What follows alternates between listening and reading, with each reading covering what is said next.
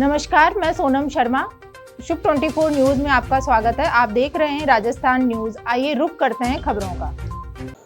मुख्यमंत्री अशोक गहलोत ने कहा है कि राजनीति में वैसे तो बहुत लोग आते हैं, लेकिन उनमें से बहुत ही कम लोग कामयाब हो पाते हैं। हम राजनीति में काम करने वाले लोग ट्रस्टी है, ब्यूरोक्रेसी में सेवा करने वाले लोग हैं, सीधा संपर्क पब्लिक से होता है।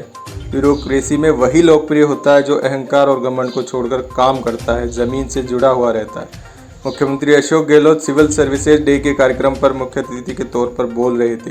गहलोत ने इस दौरान बीजेपी राज में बने भामाशाह डेटा सेंटर की भी तारीफ की। गहलोत ने कहा कि भले ही बीजेपी राज में भामाशाह डेटा सेंटर बना हो, लेकिन वह राज्य के लिए बहुत बड़ी उपलब्धि है। गुड गवर्नेंस का सपना जो हम देखते हैं वह बिना ब्यूरोक्रेसी के संभव नहीं है। जब मैं पिछली बार सीएम था तो मैंने आईटी के लिए 3% बजट रखा था। आज आईटी क्षेत्र में राजस्थान देश में नंबर 1 है, उसमें अफसरों का भी योगदान है। गहलोत ने कहा, मेरे मिशन को कामयाब करना अफसरों के हाथ में है। कोरोना काल में जिस तरह से आप लोगों ने इस मिशन को कामयाब किया, इससे पूरे देश में राजस्थान की इज्जत बढ़ी है। आज देश विदेश में राजस्थान के मॉडल की बात होती है। मैंने पहले कैबिनेट की बैठक में ही अपना घोषणा पत्र चीफ सेक्रेटरी के सामने रख दिया था और कह दिया कि चुनाव का जो हमने वादा किया है उसी आधार पर हमें आगे बढ़ना है। एक एक करके सारी घोषणाएं पूरी करनी है। मुझे यह कहते हुए खुशी है कि पहली बार सीएम बनने से लेकर आज तक अफसरों ने उसे पूरी तरह निभाया है। इसीलिए हम आज ये कह सकते हैं कि हमने जनता से किए वादे पूरे किए हैं और लगभग 90% वादे पूरे किए हैं। अफसरों का सहयोग बहुत ही सराहनीय है। उम्मीद करता हूं कि आने वाले वक्त में हम सब मिलकर जो भी होगा राजस्थान को नंबर 1 स्टेट बनाने के लिए काम करते रहेंगे। कर्नाटक विधानसभा चुनाव कांग्रेस स्टार प्रचारक लिस्ट से जुड़ा एक और दिलचस्प पहलू सामने आया है। कल ही हमने आपको बताया था कि कर्नाटक की लिस्ट में से सचिन पायलट का नाम नहीं है, बल्कि उनका नाम पंजाब वाली लिस्ट में है। कल शाम विधानसभा चुनाव स्टार प्रचारकों की जो लिस्ट थी उसमें सभी दिग्गज नेताओं के नाम थे। लिस्ट में अशोक गहलोत का भी नाम था, लेकिन सचिन पायलट का कहीं नाम नहीं दिखा।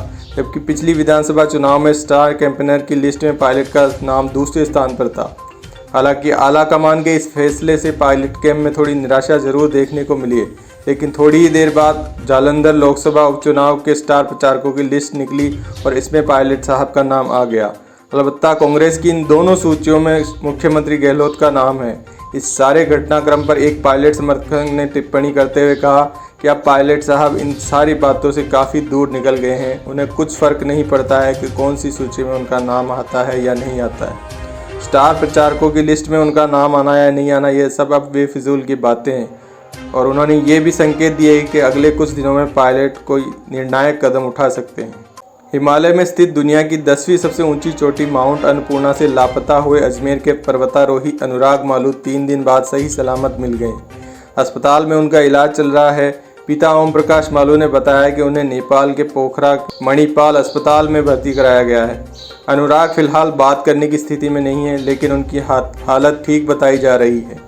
लोकेशन ट्रेस होने पर इंडियन आर्मी और नेपाल आर्मी के साथ अन्य संगठन उनकी तलाश कर रहे थे। गुरुवार सुबह करीब 10 बजे सफलता मिली। रेस्क्यू ऑपरेशन की खबर के बाद से ही किशनगढ़ में उनके घर परिवार वालों ने राहत की सांस ली है। अनुराग मालू 34 वर्षीय अजमेर निवासी 24 मार्च को नेपाल के लिए रवाना हुए थे। वे 17 अप्रैल की सुबह माउंट अन्नपूर्णा कैंप 3 से उतरते वक्त लापता हो गए थे। जिस वक्त हादसा हुआ वे समुद्र तल से 6000 मीटर की ऊंचाई पर थे। वे एक पहाड़ की दरार में गिर गए थे। हालांकि यह नहीं पता चल पाया कि वह दरार कितनी गहरी थी। अनुराग के पास खाने पीने का सामान काफ़ी कम था और बर्फीले पहाड़ के बीच ऑक्सीजन की कमी भी थी। उस पर हड्डियां गला देने वाली बर्फीली हवाएं। इन सब के बावजूद अनुराग ने हौसला नहीं खोया और मौत को मात दे दी। माउंट अन्नपूर्णा की ऊंचाई 8091 मीटर है। अनुराग की ये कहानी किसी हॉलीवुड फिल्म की तरह लगती है, जो हमारा हौसला बढ़ाने के लिए काफ़ी है। आरपीएससी पेपर लीक मामले में एसओजी की टीम ने डूंगरपुर में बड़ी कार्रवाई को अंजाम दिया है। आरपीएससी सदस्य बाबूलाल कटारा के बेटे को डिटेन कर लिया गया है। बाबूलाल के बेटे डॉक्टर दीपेश कटारा को डूंगरपुर से एसओजी ने डिटेन किया है। इसके साथ ही डॉक्टर दीपेश के सरकारी शिक्षक दोस्त गौतम को भी एसओजी ने अपने साथ लिया है। ऐसे में अब पेपर लीक मामले में और भी कई बड़े खुलासे हो सकते हैं। गौरतलब है कि इससे पहले एसओजी ने राजस्थान लोक सेवा आयोग के सदस्य बाबूलाल कटारा को अजमेर से गिरफ्तार किया था। साथ ही उनके भांजे विजय कटारा और ड्राइवर गोपाल सिंह को भी गिरफ्तार किया गया था। पिछले दिनों एसओजी ने सरकारी स्कूल के वाइस प्रिंसिपल शेर सिंह मीणा, जो कि अब बर्खास्त हो चुके हैं, को गिरफ्तार किया था। शेर सिंह पेपर लीक गिरोह का सरगना माना जा रहा था, लेकिन उससे हुई पूछताछ से पता चला है कि 24 दिसंबर 2022 को सामान्य ज्ञान का पेपर जो उसे आरपीएससी से मिला था वो कटारा ने नहीं उपलब्ध करवाया था। शेर सिंह से हुई विस्तृत पूछताछ में उन्होंने आरपीएससी सदस्य बाबूलाल कटारा और ड्राइवर सहित कटारा के भांजे का नाम लिया था। ऐसे में पुलिस इन तीनों को पकड़कर रिमांड पर ले रही है। जल्द ही पेपर लीक प्रकरण में और कई बड़े खुलासे हो सकते हैं। एडीजी क्राइम दिनेश एमएन के निर्देशन में बड़ी कार्रवाई को अंजाम दिया गया है। राजस्थान के सिंघम कहलाने वाले दिनेश एमएन के नेतृत्व में इन दिनों क्राइम ब्रांच एक के बाद एक नए कारनामे अंजाम दे रहा है। क्राइम ब्रांच ने एक साथ 7 जिलों में दबिश देकर करोड़ों रुपए के कोयले चोरी घोटाले का खुलासा किया है।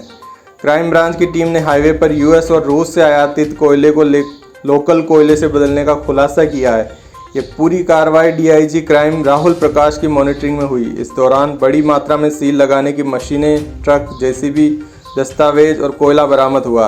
अब क्राइम ब्रांच की टीम इस मामले की गहनता से जांच कर रही है। जानकारी के अनुसार हाई क्वालिटी कोयला चोरी होकर गुजरात से निकलते हुए राजस्थान, पंजाब, हरियाणा, दिल्ली जाता था और इसकी जगह नकली कोयला भेज दिया जाता था। पुलिस ने इसकी जांच के लिए 13 टीमें भेजी थी। उसके बाद हाईवे पर यूएसए और रशिया देशों से पोर्ट के जरिए भारत आने वाले कोयले को बीच रास्ते में बदलकर खराब कोयला डालने वाली गैंग का खुलासा हुआ है। 7 जिलों में 13 टीमों ने लगभग दर्जन भर स्थानों पर दबिश दी है। प्रारंभिक जांच में सामने आया है कि एक वर्ष में 1000 करोड़ रुपए के कोयले की चोरी होती थी। Additional police commissioner Kailash Bishnoi के निर्देशन में बड़ी कार्रवाई को अंजाम दिया गया है। जयपुर कमिश्नरेट स्पेशल टीम ने चित्रकूट थाना इलाके में रूप जानकी टावर के 3री फ्लोर पर दबिश दी है। इस दौरान अवैध रूप से चल रहे कॉल सेंटर पर छापा मारा है। छापामारी के दौरान पुलिस ने 32 युवक और युवतियों को गिरफ्तार किया गया है। गिरफ्तार युवक युवती नागालैंड, मेघालय, मणिपुर और पश्चिम बंगाल के निवासी बताए जा रहे हैं। इस दौरान बड़ी संख्या में कंप्यूटर सिस्टम और अन्य इलेक्ट्रॉनिक्स गैजेट बरामद किए गए हैं। पुलिस की प्रारंभिक जांच में सामने आया है कि जयपुर में बैठकर यूएसए के नागरिकों को निशाना बनाया जा रहा था। यूएसए में बैठे टारगेट को कॉल करके बताया जाता था कि आपका सिस्टम हैक हो चुका है। हैकर आपकी आईडी से पोर्न वीडियो अपलोड कर सकते हैं। इस तरह विदेशी नागरिक भयभीत होकर बैंक खाते की जानकारी लेकर विदेशी नागरिकों को भयभीत करके उनके बैंक खातों की जानकारी लेकर ट्रांजैक्शन किए जाते थे। चित्रकूट थाना पुलिस मामले की जांच कर रही है। साथ ही साइबर पुलिस की भी मदद ली जा रही है। उत्तर भारत में छाए पश्चिमी विक्षोभ का असर राजस्थान पर भी दिख रहा है। इसके साथ ही दक्षिणी राजस्थान और गुजरात के ऊपर चक्रवाती हवाओं का घेरा भी बना हुआ है। इसका असर दोपहर बाद देखने को मिला है। जयपुर, उदयपुर, अजमेर संभाग के जिलों में आसमान में बादल छाए रहने से यहाँ लोगों को तेज गर्मी से राहत मिली है। हालांकि दिन भर उमस का मौसम रहा है। सिरोही, अलवर, जयपुर, उदयपुर समेत कई शहरों में आज दिन का अधिकतम तापमान 35 से 38 डिग्री 20 दर्ज हुआ। मौसम विभाग जयपुर ने अब कल से प्रदेश में शुष्क हवाएं चलने की संभावनाएं जताई है। जयपुर में दोपहर बाद हल्की धूल भरी हवा भी चली, बादल छाए। इससे पहले जयपुर में आज सुबह मौसम साफ रहा और धूप भी निकली। इसी तरह का मौसम टोंक, भीलवाड़ा, अलवर, उदयपुर, राजसमंद और अजमेर जिलों में भी रहा। अजमेर में आज का अधिकतम तापमान 35 डिग्री पर आ गया। बताया जा रहा है कि अगले कुछ दिनों में तेज हवा और लू चलने की आशंका है। जयपुर के राम प्रसाद मीणा सुसाइड मामला ठंडा होता नहीं दिख रहा है। 17 अप्रैल की सुबह उसने सुसाइड कर लिया था। इसमें मंत्री महेश जोशी पर आरोप लगाए थे। होटल रॉयल शेरटन के मालिक मुंजी टांग, देवावस्थी लालचंद देवानी, गिरधारी जी मंदिर के देवेंद्र शर्मा, ललित शर्मा सहित कई नामचीन लोगों का नाम सुसाइड के लिए उकसाने में आया था। बाकायदा वीडियो बनाकर राम प्रसाद ने इन लोगों को अपनी मौत का जिम्मेदार ठहराया था। पिछले 4 दिन से राम प्रसाद का शव कमरे में ही पड़ा है जहां उसने सुसाइड किया था। इस मौके पर राजस्थान के पूर्व डिप्टी सीएम सचिन पायलट मीणा के घर पहुंचे और घर परिवार वालों को सांत्वना दी। परिवार ने परिजनों को सांत्वना देते हुए कहा कि हम लोग आपके साथ कंधे से कंधा मिलाकर खड़े हुए हैं। पायलट ने महेश जोशी पर कार्रवाई की मांग की है। पायलट ने मीडिया से कहा कि गरीब परिवार को न्याय मिलना चाहिए। इन लोगों के साथ जिस तरह से अन्याय हुआ है इसकी मुझे जानकारी है। इनकी बातें सुनने के बाद मुझे लग रहा है कि चाहे सरकार का कोई भी मंत्री क्यों न हो, उसे सज़ा हरगिज़ मिलनी चाहिए। जिन लोगों का वीडियो और अन्य जगह आत्महत्या उकसाने का जिक्र किया है उन लोगों पर भी कार्रवाई होनी चाहिए। पुलिस पर किसी तरह का कोई राजनीतिक दबाव नहीं होना चाहिए। पुलिस को निष्पक्ष होकर कार्रवाई करनी चाहिए। इस मौके पर पायलट के साथ जयपुर की पूर्व महापौर ज्योति खंडेलवाल और कांग्रेस के अन्य नेता भी मौजूद रहे।